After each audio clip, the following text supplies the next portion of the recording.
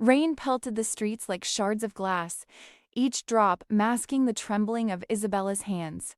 She had rehearsed this moment for weeks, planning the perfect escape from the golden cage she called her life. Her fiancé, Damien, had always seemed charming, polite even, but tonight she saw the monster lurking beneath the tailored suit and forced smile. The church bells tolled 7 times. 7 minutes until she would have been trapped forever. 7 minutes before she would have signed her life away. She had to move. Isabella bolted down the narrow alley behind the chapel, her white dress soaked and clinging to her like a second skin. Each step was heavier than the last, but fear lent her speed. She reached the street, vision blurred by rain, and in her panic, she didn't see the black car parked at the corner. The tires screeched as she collided with it, her body slamming against the hood. Heart racing, she barely had time to catch her breath before the car door opened.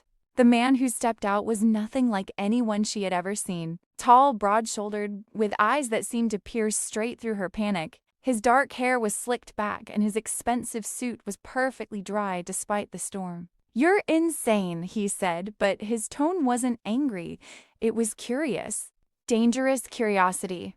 I'm sorry," Isabella stammered. "I didn't see." He cut her off with a hand. "No, you didn't see, but I did." The way he said it sent a shiver down her spine. His name, she would later learn, was Enzo Valenti, the most feared Mafia king in the city. "You shouldn't be out here," he continued, eyes flicking to the church in the distance. "Especially not dressed like that." "Someone's looking for you, aren't they?" Isabella froze. How could he know? Her pulse quickened. He didn't wait for her answer. Instead, he opened the passenger side of his car. "Get in." Now," he interrupted. There was no argument in his voice, only a dangerous promise. Disobey and risk everything. Isabella glanced back at the chapel doors. She could see Damien now, flustered and scanning the streets. He would find her soon. If she didn't move, it was over. She had no choice. She slid into the leather seat, and Enzo's hand lingered on the door before closing it with a soft click. The engine roared to life. The rain blurred the city lights, the world spinning in a kaleidoscope of neon and fear. Where are we going?" she finally whispered.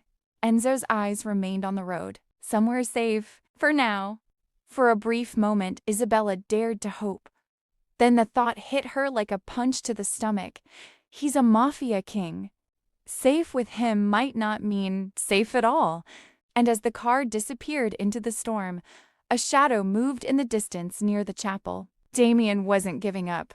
Damien's fingers clenched around the handle of the gun in his coat pocket. He had only one goal tonight, to make Isabella regret running. And Enzo Valenti would soon discover that protecting her would cost him more than he ever imagined. The city blurred past in streaks of neon and rain, but Isabella's mind was frozen in panic.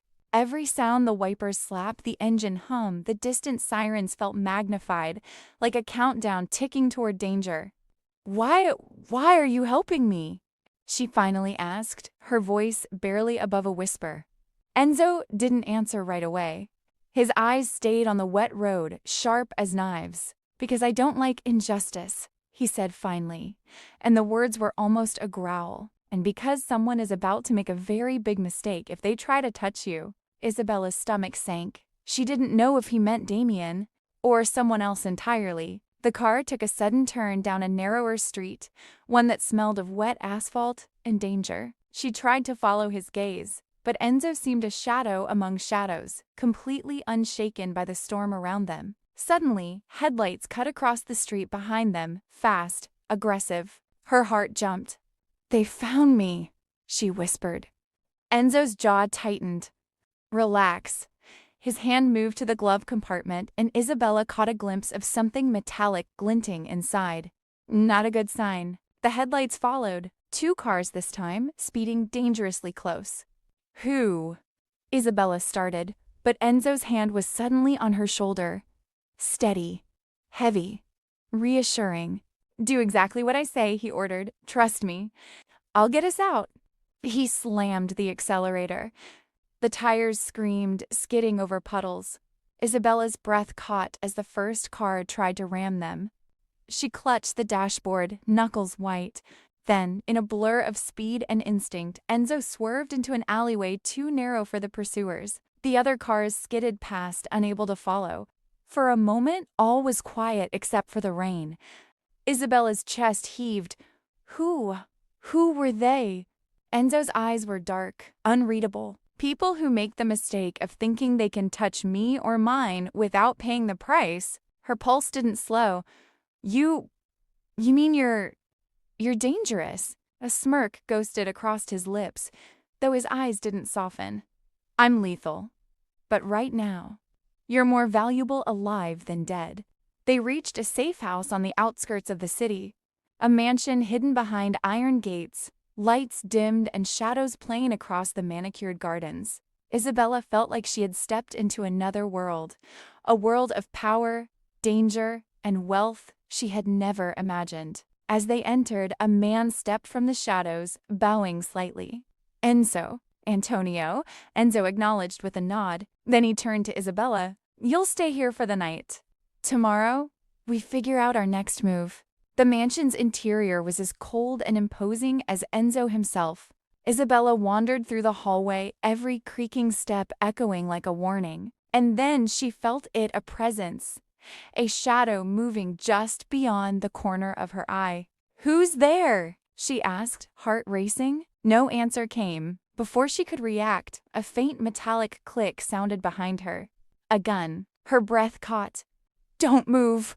A voice hissed, low, threatening, familiar. Her stomach dropped. Damien, he had followed her. He had tracked her into Enzo Valenti's world. And now, standing in the dim hallway of the Mafia King's mansion, Isabella realized she had run straight into a trap. And Enzo might not reach her in time.